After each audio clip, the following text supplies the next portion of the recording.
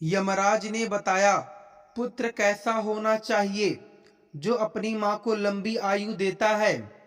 पूर्व काल की बात है। एक छोटे से गांव में एक बालक जिसका नाम आदित्य था। वह अपनी माता सावित्री के साथ निवास करता था। मित्रों, आदित्य के जीवन की शुरुआत ही कठिनाइयों से भरी थी।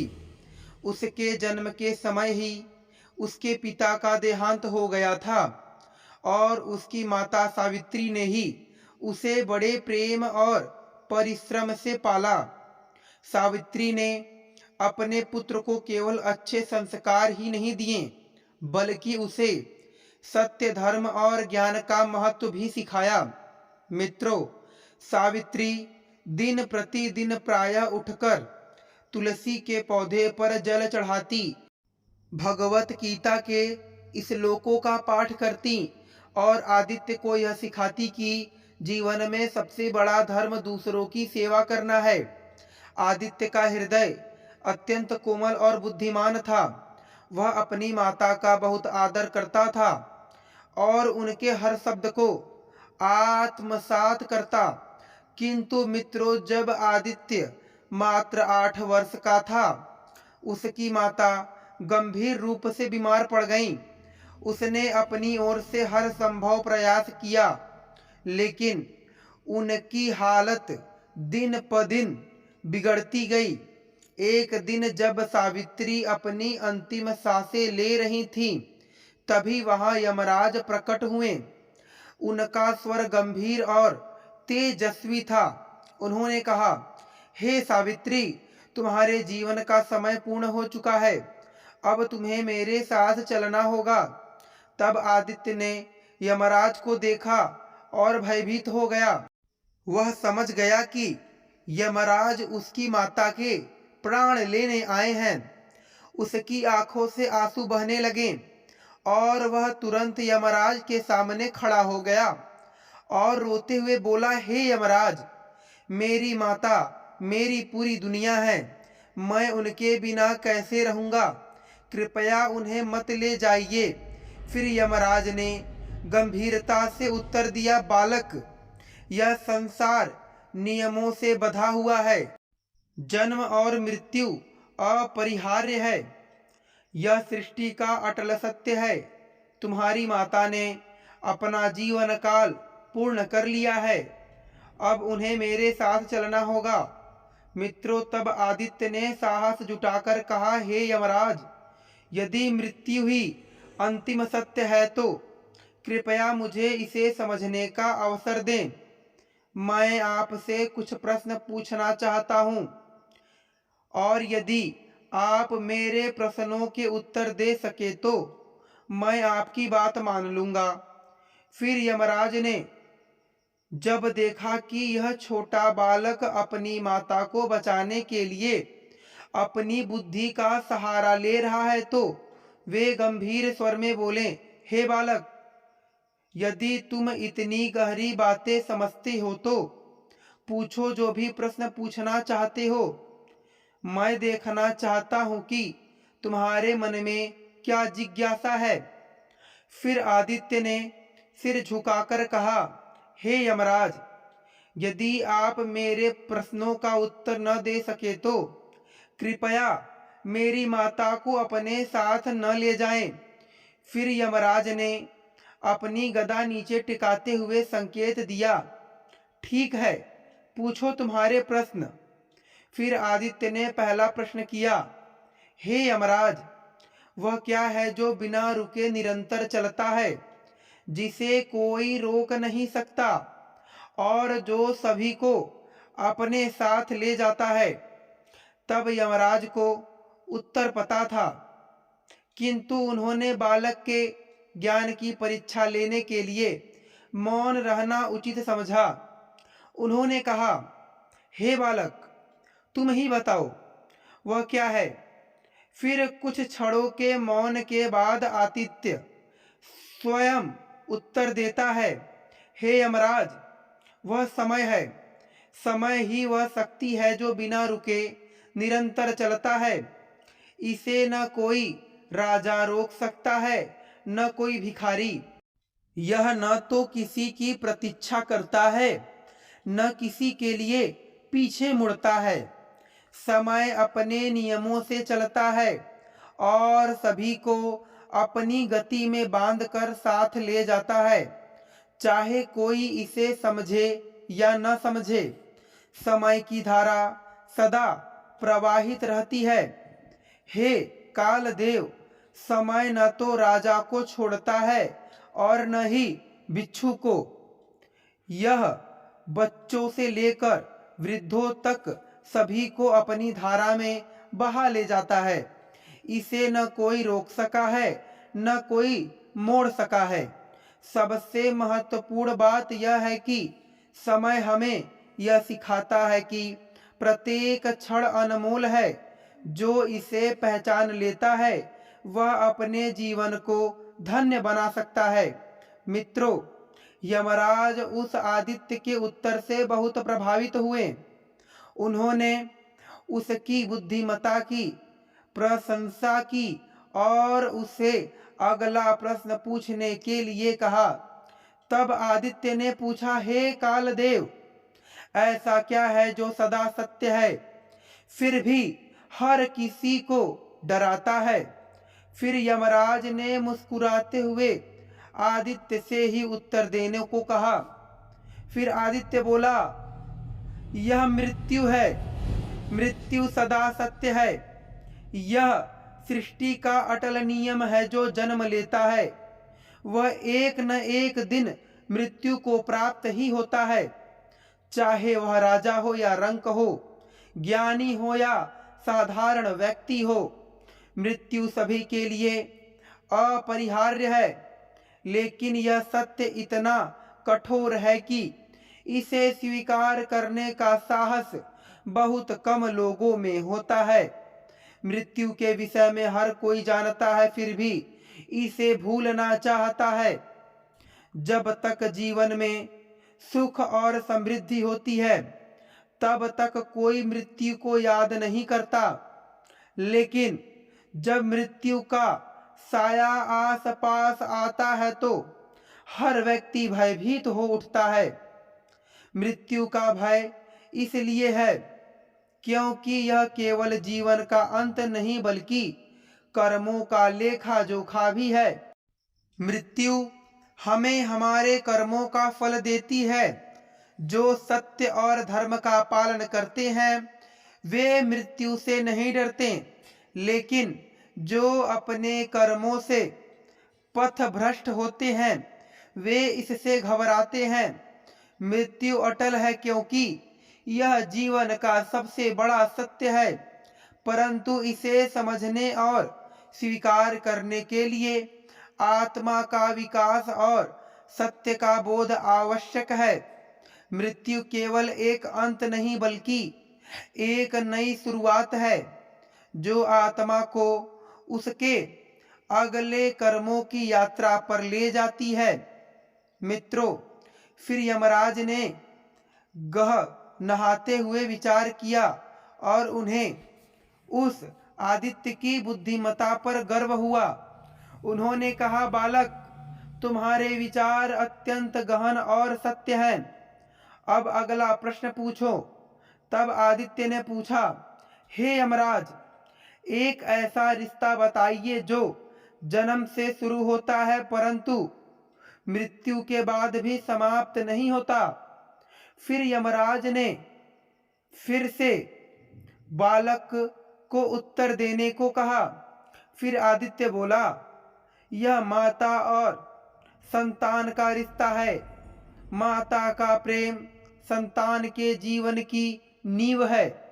यह केवल जन्म और मृत्यु तक सीमित नहीं है बल्कि आत्मा से जुड़ा होता है। फिर यमराज बालक की बातों पर गंभीरता से विचार करने लगा और उन्होंने उसे अगली पहेली पूछने के लिए कहा। फिर आदित्य ने पूछा, हे यमराज, ऐसा क्या है जो दिखाई नहीं देता परंतु हर कोई इसे अनुभव करता है और इसके बिना कोई जीवित नहीं रह सकता? तब यमराज ने गंभीरता से बालक की ओर देखा और कहा, बताओ आदित्य, तुम्हारी इस पहेली का उत्तर क्या है? फिर आदित्य बोला, यह प्रेम है। प्रेम वह शक्ति है जो दिखाई नहीं देती, परंतु हर कोई इसे अनुभव करता है। यह वह अदृश्य ऊर्जा है जो इस सृष्टि को जीवित रखती है। प्रेम को न देखा जा सकता है, न छुआ जा सकता है, लेकिन यह हर जीव के जीवन का आधार है। माता का अपने संतान के प्रति प्रेम इसका सबसे बड़ा उदाहरण है। मेरी माता ने मुझे जन्म दिया, लेकिन यह प्रेम ही था जिसने उन्हें मुझे पालने और संस्कार देने की शक्ति दी। उनकी आंखों में, उनके स्पर्श में, उनके शब्दों में मैं प्रेम को महसूस करता हूँ। यदि इस संसार से प्रेम हटा दिया जाए तो कुछ भी शेष नहीं रहेगा।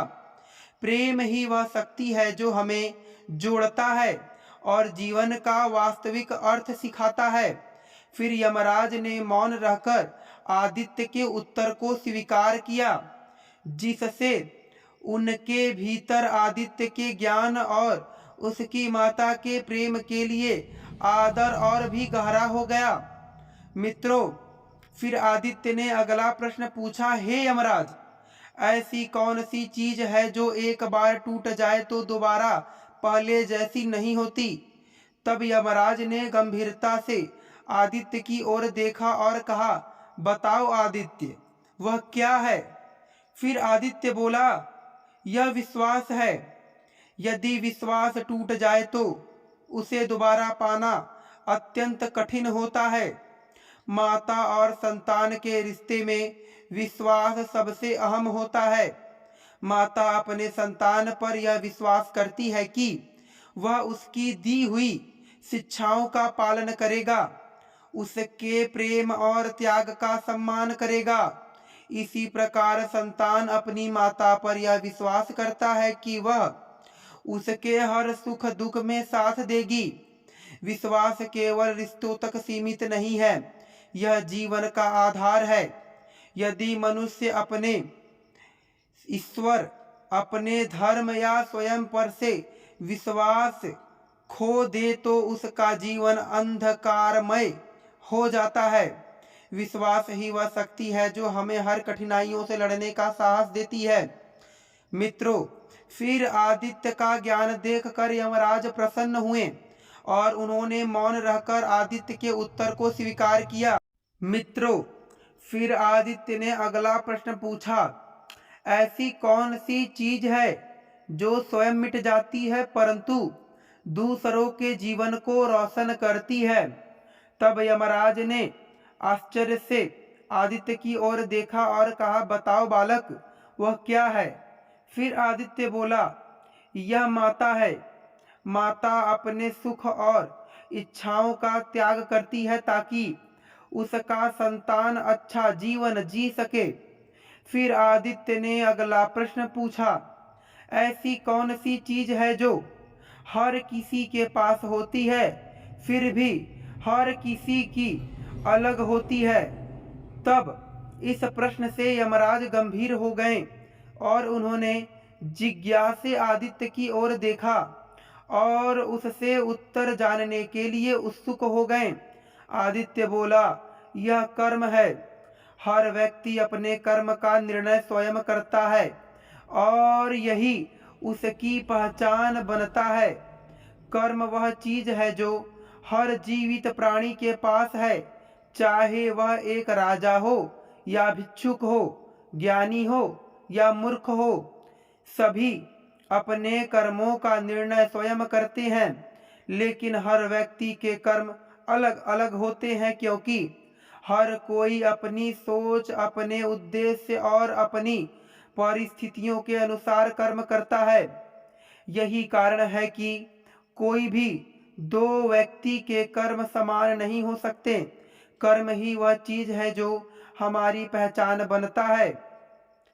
मनुष्य को उसके कर्मों से ही याद किया जाता है। यदि उसके कर्म अच्छे होते हैं तो वह पूजनीय बनता है, और यदि उसके कर्म बुरे होते हैं तो वह तिरस्कार का पात्र बनता है। यही कारण है कि कर्म केवल हमारे वर्तमान को नहीं बल्कि हमारे भविष्य को भी निर्धारित करते हैं। हे यमराज, यह संसार कर्मों से चलता है। जो जैसा कर्म करता है वैसा ही फल पाता है। यही सृष्टि का नियम है। कर्म हर किसी के पास होते हुए भी हर किसी के लिए अलग अलग होते हैं। यह हमारे जीवन का सार है। मित्रों, बालक का यह उत्तर सुनकर यमराज उस पर प्रसन्न हो गए और वे मौन होकर बालक के उत्तर को स्वीकार करते रहे और अगली पहेली सुनने के लिए प्रतीक्षा करने लगे। फिर बालक ने अगला प्रश्न पूछा, हे यमराज, ऐसा कौन सा रिश्ता है जो जन्म के साथ बनता है परंतु उसे निभाने के लिए ज्ञान और धैर्य चाहिए?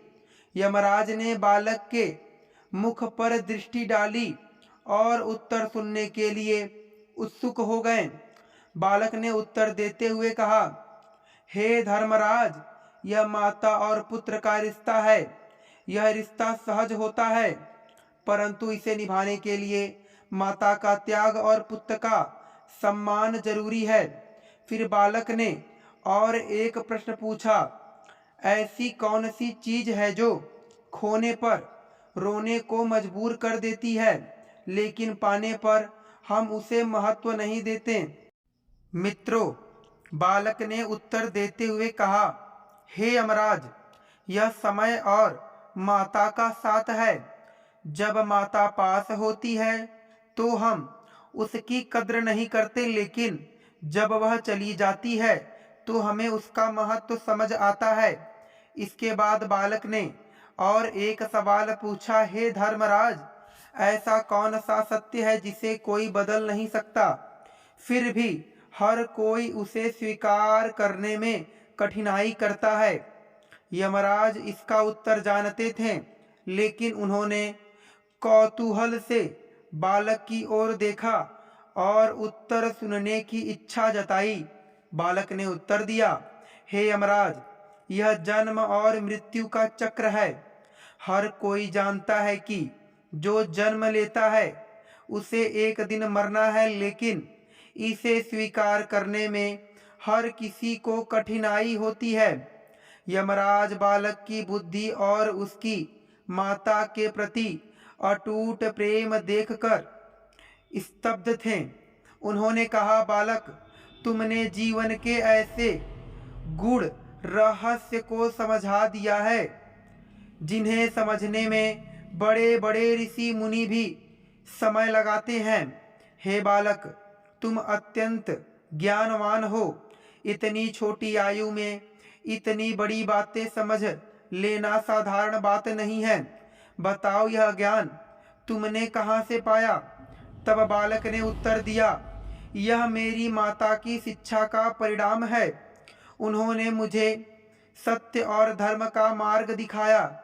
कृपया उन्हें मेरे पास छोड़ दीजिए। उनके बिना मेरा जीवन अंधकारमय हो जाएगा। फिर यमराज ने अपनी गदा टेकते हुए कहा, बालक, मैं तुम्हारी माता के प्राण तो लौटा नहीं सकता, किंतु तुम्हारी ज्ञान की परीक्षा ने मुझे प्रभावित किया है। इसलिए मैं तुम्हें एक वरदान देने को तैयार हूँ, परंतु याद रखना, यह वरदान धर्म और सत्य के मार्ग से हटकर नहीं होना चाहिए।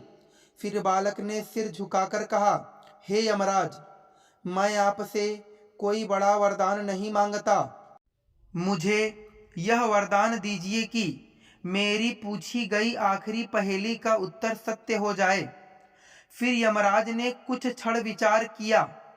उन्हें लगा कि बालक का यह वरदान हानि नहीं करेगा, और उन्होंने कहा, तथास्तु, मैं तुम्हें यह वरदान देता हूँ कि तुम्हारी अंतिम पहेली का उत्तर सत्य होगा। अब अपना अंतिम प्रश्न पूछो। फिर बालक ने अपनी माता की ओर देखा, फिर यमराज की ओर देखकर कहा, हे यमराज, मेरी अंतिम पहेली यह है कि क्या ऐसी कोई शक्ति है जो मृत्यु को भी हरा सकती है? फिर यमराज ने गंभीर स्वर में कहा, इसका उत्तर तो तुम ही दो बालक, यह तुम्हारी पहेली है। फिर बालक ने साहस भरे स्वर में उत्तर दिया, हाँ ऐसी शक्ति है, और वह शक्ति है प्रेम। माता का पुत्र के प्रति प्रेम और पुत्र का माता के प्रति प्रेम ऐसा अटूट बंधन है जो मृत्यु को भी पीछे हटने पर मजबूर कर सकता है। फिर यमराज यह सुनकर चौंक गए। उन्होंने बालक के शब्दों पर विचार किया और बोले, बालक तुम्हारा उत्तर गुड़ है। प्रेम को मृत्यु पर विजय कैसे प्राप्त हो सकती है? मृत्यु तो सत्य है, अटल है। फिर बालक ने अपनी बात स्पष्ट करते हुए कहा, हे यमराज, प्रेम की शक्ति ऐसी है कि वह किसी को भी बदल सकती है। यदि प्रेम सच्चा है तो वह असंभव को भी संभव बना सकता है। मेरी अपनी माता के प्रति प्रेम और उनकी मेरे प्रति ममता मृत्यु के सत्य को भी झुका सकती है। आपने मुझे वरदान दिया है कि मेरी अंतिम पहेली का उत्तर सत्य होगा। अब मेरा यह उत्तर सत्य बनाइए। यमराज यह सुनकर गहरी उलझन में पड़ गए। उन्होंने सोचा, मैंने बालक को वरदान दे दिया है और अब मुझे उसका उत्तर सत्य करना होगा। यदि मैं उसकी माता को वापस नहीं करता तो यह मेरे वचन का उल्लंघन होगा। यमराज ने अंततः कहा, हे बालक, तुम्हारा प्रेम और तुम्हारी बुद्धि ने मुझे परास्त कर दिया। मैं धर्म का पालन करता हूँ और अपने वचन से पीछे नहीं हट सकता। तुम्हारी माता की आत्मा तुम्हें वापस करता हूँ। यह प्रेम की विजय है। यमराज ने अपने शक्तिशाली त्रिशूल से एक ज्योति उत्पन्न की और सावित्री की आत्मा को उसके शरीर में वापस प्रवेश करवा दिया। फिर सावित्री ने धीरे धीरे अपनी आंखें खोली और अपने पुत्र को देखा। वह आंसुओं से भर आई और उसे गले लगा लिया। यमराज ने बालक से कहा, हे बालक, तुम्हारे प्रेम ने यह सिद्ध कर दिया कि सच्चा प्रेम मृत्यु से बड़ा होता है। परंतु याद रखना, यह प्रेम केवल तभी प्रभावी होता है जब वह निस्वार्थ और पवित्र हो। अब मैं तुम्हें और तुम्हारी माता को आशीर्वाद देकर प्रस्थान करता हूँ। फिर आदित्य ने यमराज से प्रार्थना की, हे देव, मेरे पिता ने जो भी पाप किए हैं उनके लिए मैं क्षमा मांगता हूँ। मैं उनके पितृ ऋण को चुकाना चाहता हूँ। कृपया उन्हें भी मुक्ति प्रदान करें। फिर यमराज ने आदित्य की प्रार्थना स्वीकार की और उसके पिता की आत्मा को स्वर्ग भेज दिया। इधर सावित्री ने स्वस्थ होकर अपने पुत्र को गले लगाया। फिर यमराज ने आशीर्वाद दिया, हे बालक, तुम सदा धर्म और सत्य के मार्ग पर चलोगे। तुम्हारा जीवन प्रेरणा बनेगा। तुम्हारी भक्ति और ज्ञान इस संसार को आलोकित करेगी। इस प्रकार आदित्य ने अपने माता पिता दोनों को प्राप्त किया और उनका जीवन एक प्रेरणादायक उदाहरण बन गया। मित्रों, यह कहानी हमें यह सिखाती है कि प्रेम, सत्य और धर्म सदा विजय होते हैं।